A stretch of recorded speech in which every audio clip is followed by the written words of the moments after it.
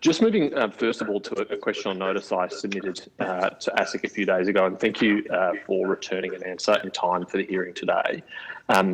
This goes to the Ergon Zender cultural review, performance review of commissioners.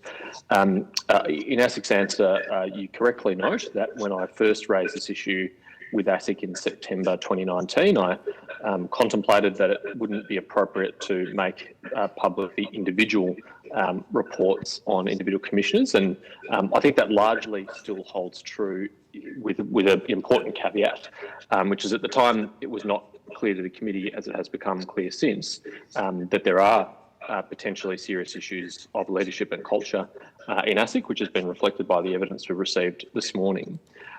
So I do want to ask some follow-up questions about both the global review that was given to the Commission in that full-day workshop, which you referred to in your answer, and also some specifics about personal reviews.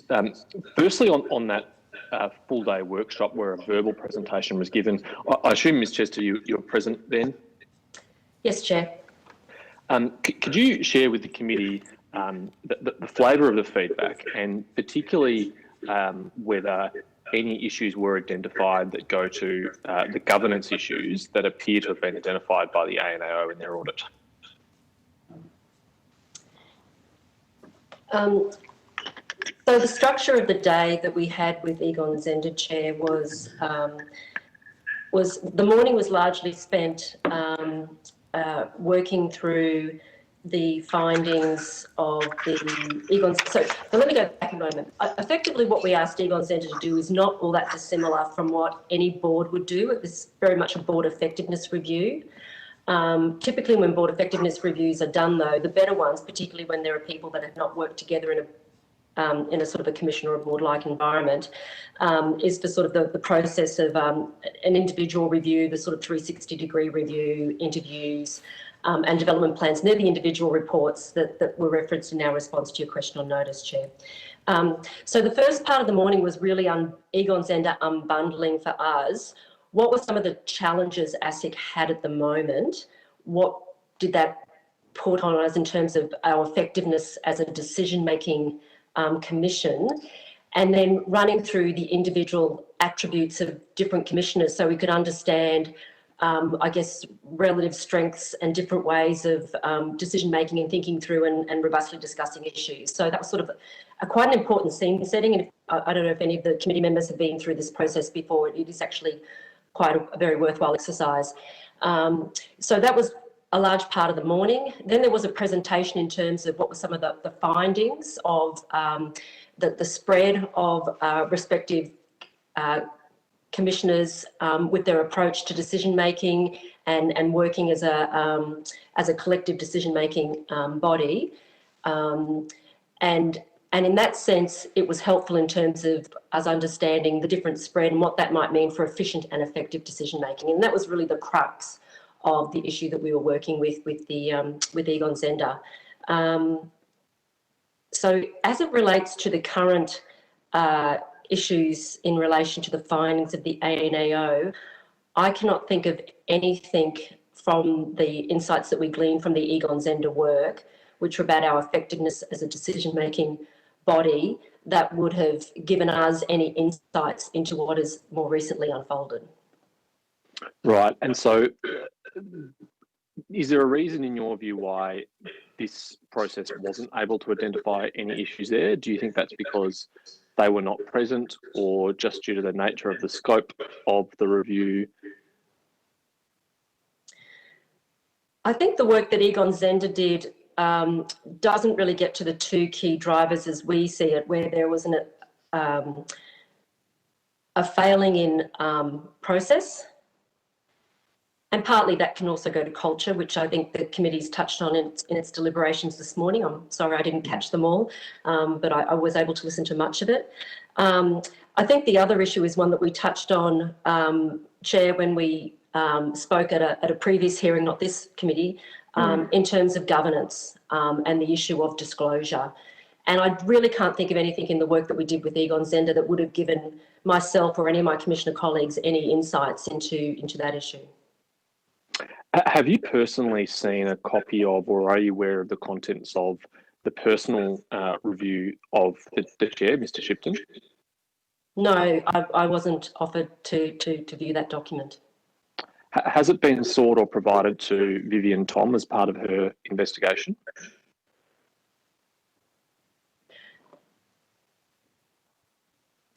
So the documents that we have provided to Dr. Tom at the moment relate to the ANAO matter, and as I mentioned before, the Egon Zehnder work is not directly related to the ANAO matter.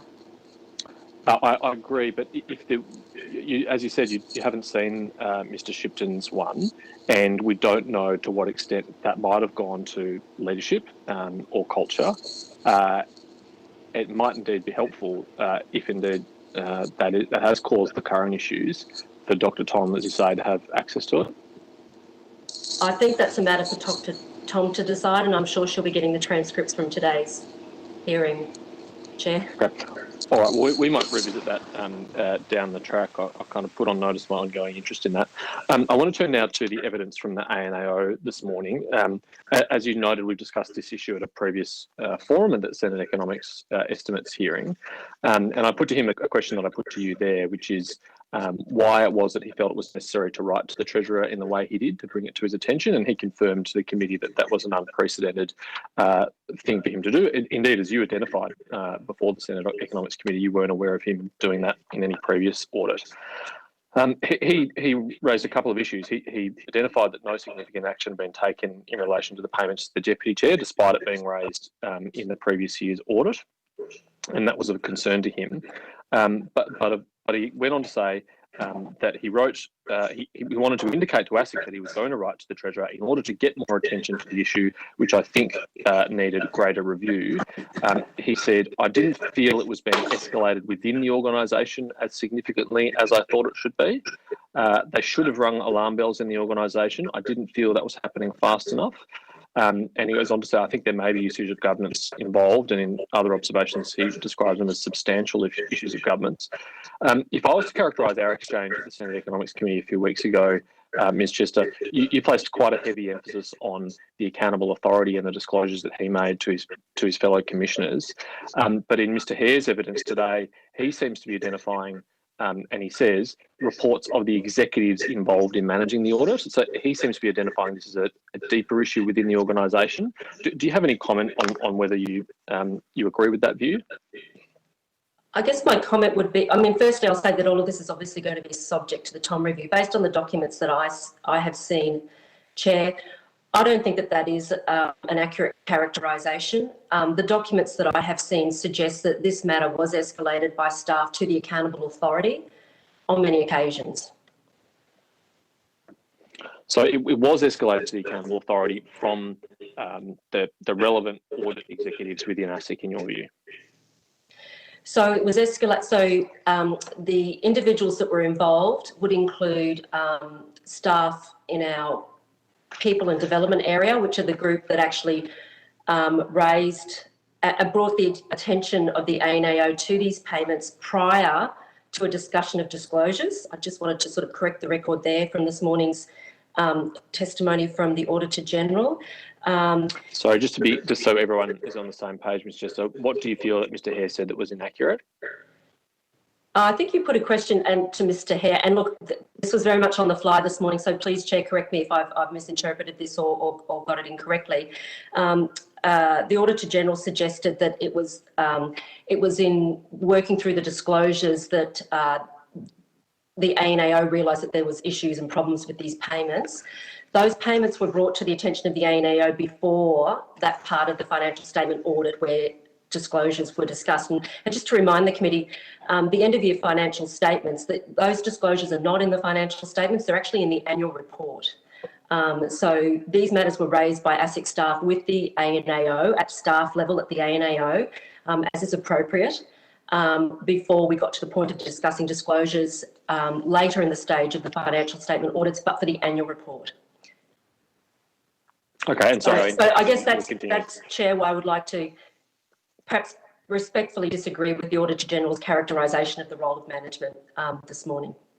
Sure. Okay. I think he did say that they were disclosed in the remuneration notes internally, but that the potential out of scope being outside the Remuneration Tribunal's guidance was not contemplated internally in Asic. Are you saying that's not the case, that Asic was aware of the fact that it might be outside the Rem Tribunal's determinations? No, my understanding was that ASIC staff did the right thing in raising these as significant payments and ones that would be disclosed as part of the Rem tables, and wanted the ANAO to be aware of them and to be comfortable with them. So they did bring them to the ANAO's attention in that manner, Chair. And when the ANO then said you should seek advice from the Remuneration Tribunal, it appears ASIC, instead of doing that in relation to the Deputy Chair's payments, instead of doing that, ASIC sought legal advice, both internal and external legal advice, which has been provided to the committee. Why did ASIC seek legal advice and not seek guidance from the Remuneration Tribunal? Because at that stage it was ASIC's understanding, as is the case, that the Remuneration Tribunal cannot make a retrospective determination on such a matter. And by that stage, for Mr Crennan, it would have been a retrospective determination. Okay, all right. Well, I haven't had time for that. Yeah, and I think once the committee chair has had a chance to look at the legal advice, that will be very helpful for you to understand the sequence of events. Yeah, and indeed, I haven't had a chance to look at that yet because I think we've only just received it, but perhaps when other committee members have the call, I'll have a chance to quickly get across it. The other issue of governance, which Mr Hare raised both in his letter to the Treasurer and in his evidence this morning, was the issue of ASIC providing information late to the ANAO during the audit process. He said they provided additional correspondence, and I didn't think that was appropriate governance. I think the Auditor General chooses his words carefully, and the fact that he has gone to governance half a dozen times in his evidence to us this morning, I think is illustrative. Do you have any insight, Ms Chester, as to why late disclosures were made to the ANO? Yes, indeed, it was subject of a discussion by myself and Commissioner Hughes with the Auditor General. They were documents that were only provided to the team that were working on pulling together the documents for the ANAO by the Chair. The Chair circulated those documents actually to Commission late one evening, and upon seeing those documents, realising they were not in the chronology that we had provided to the ANAO and the documents we had provided to the ANAO, we quickly moved to make a Commission decision early that next morning, the non-recused commissioners, to get those documents to the Auditor General as quickly as possible. Then Commissioner Hughes and I sought to meet with the Auditor General by phone to explain to him why he was in receipt of those late documents. Those documents were not, they were documents on the Chair's private computer. Right. So, I mean, it seems clear from the weight of your evidence, both today and previously, but before the Senate Economics Committee, that in your view, responsibility for more or less all this affair rests with the Chair, Mr Shipton, and does not go to culture or structure or leadership more broadly within ASIC. I think that's a matter better decided by the Tom Review, Chair. And I look forward to Dr Tom's opinion on that as well, but we have an oversight responsibility as well, and I'm interested in your view. And I think you've certainly implied that without directly stating it, and that's why I'm just seeking clarity. Is that your view, that this is an issue that goes to Mr Shipton personally and his leadership of the organisation, and is not a broader cultural or structural problem with ASIC? I think perhaps the best way for me to try to answer that question, Chair, is to say, if there had been full disclosure of the nature and form of the payments made to Mr Crennan and to Mr Shipton, to the commissioners here today, I don't think I'd be having this discussion with you today. I think I certainly understand your evidence in relation to Mr Shipton, because it did appear that was provided late. But as the ANAO said, they raised the issue of Mr Crennan's payments a year earlier with ASIC. If you weren't informed about that, why weren't you?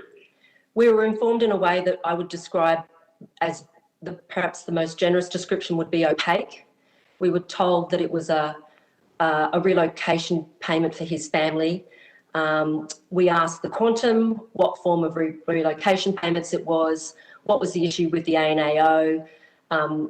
No one ever told us, Chair, that it was ongoing rental payments, because that would have been a red flag for me immediately. I know from my previous life what's allowable and what's not allowable under Rem Tribunal determinations. And there's other questions you have to go into, like principal place of residence. Was it absolutely essential for you to could you not have worked from Melbourne? All those sorts of things. I've been through that in a previous life. I know those rules and I know those determinations. They're on the public record. You can go to the website and find them yourself. So from our perspective, there were no red flags for the four commissioners here with respect to the form of the payments to Mr. Crennan. When asked about what were the concerns of the ANAO, we were advised that they suggested something might need to go to Rem Tribunal for checking. We then made sure that it was all under the auspices, the audit committee was watching it and EXCO was monitoring it. So as far as I'm concerned, again, if there'd been full disclosure and robust discussion at that commission meeting last year and at an earlier commission meeting this year, I think we'd be talking about our other regulatory endeavour at the moment instead of this matter, Chair. Yeah, so to be very clear, who is responsible for the fact that the Commission was not adequately informed and it was only an opaque presentation of the issue? The accountable authority. Right, okay. This, I guess, goes to the wider question that we considered with the other experts we heard from this morning, which is what is the optimal structure for a regulator like ASIC? And I know this is an area of your expertise, and if you weren't at ASIC as the acting chair, we would probably be inviting you to testify before the committee, given your role in the review of ASIC in 2015. Do you think this affair has identified any issues with ASIC's current structure? Yes. And what are they? That we haven't yet fully implemented the governance arrangements to get us closer to the ACCC. And what is there left to do? Perhaps the best way to describe it, and it would be going back to some of the recommendations from the capability review. And I might just touch on a couple of them. I was hoping not to go back to the capability review, but I am appreciative that you didn't ask me to appear twice today, Chair. So at that time, we had envisaged that there would be 4 or 5 commissioners. There would be an internal CEO, something like a head of office at the Productivity Commission, or the role that was at the ACCC. There would be 5 or 6 executive directors. We would have a clear delineation of responsibilities, and accountability for the ED's performance would rest with the internal CEO, head of office. That's basically the ACCC model. That's the Productivity Commission model, and it seems to address, I'm not sure, I think it indirectly contributed to the situation we're in at the moment, Chair, in terms of making sure that there's someone in a very senior position who is also playing a role around accountability with respect to the payments and expenses of commissioners. And that's consistent essentially with Professor Samuel's evidence to the committee this morning. I'm not sure if you heard it, but he reflected on his experience at the ACCC, and he said the key to the organisation running successfully and avoiding issues like this is to have a chair who's responsible clearly for their areas of responsibility, particularly around strategy and governance, and a CEO who's empowered to run the organisation equally alongside them and work closely together. That's not the case at ASIC currently. We're on our way. Well, that's good, but I think, No, so at the moment, sorry, Chair, that was flippant of me. We at the moment, we do not have, so at the moment we have up to 8 commissioners under the ASIC Act. That's a matter for government. At the moment we have a larger number of executive directors, and that's a structural issue, but that's something that Commission can deal with over the medium to longer term. On the issue of whether or not there's a head of office or an internal CEO that EDs would report to, that's not in place today. That said, Mr. Day, who's here with us today, is a new role, a Chief Operating Officer role, with greater responsibility, and indeed a lot of the what I would call operational matters under EXCO, Mr. Day is now managing and reporting to me, as opposed to me as the chair or accountable authority attending those meetings and getting caught up in operational matters. The only other thing I'd mention, Chair, is that there's been a lot of focus on what is the role of a commissioner and the commission. The key role for me, apart from setting in place the governance and the strategy and the thought and professional confidence leadership that you need for a regulator is, and it was touched on in my speech this morning, is we make a lot of regulatory decisions. At the moment, that in and of itself is beyond a part-time role, and that was anticipated in the capability review, and indeed it's also reflected in when you look at the membership of APRA, when you look at the commissioners of the ACCC. So we don't make... So just on this issue, because this is, I think, gets to the heart of it in a sense. The quality of those regulatory decisions that you make necessarily are going to be less well considered and potentially less adequate if commissioners are focused on the day-to-day management of the organisation, on organisational matters. Exactly. But also going back to some of the really helpful testimony this morning from Professor Samuel. I only caught the last half of it, I'm afraid, but I know his views on this matter. Indeed, Professor Samuel was one of the wise souls consulted as part of the capability review. We have clearly now delineated the role of a commissioner from that of executive. So even though externally people may have formed the impression that Mr. Crennan was the single voice of enforcement and the single decision-making commissioner of enforcement, nothing could be further from the truth. So while we have external engagement roles, so entities know who to come to on particular issues, internally we are all responsible for all of the regulatory decisions that are made, be they enforcement, be they guidance, be they supervisory, be they licensing. We take a whole of ASIC perspective now. And that's the critical difference from the past, which is why I say we are clearly on the journey. Okay. And to go to Mr. Day's role, I mean, Professor Samuel said this morning explicitly, this is not just a chief operating officer role, it is a CEO role and has a broader remit. What has prevented ASIC from putting in place a CEO that would have that broader remit?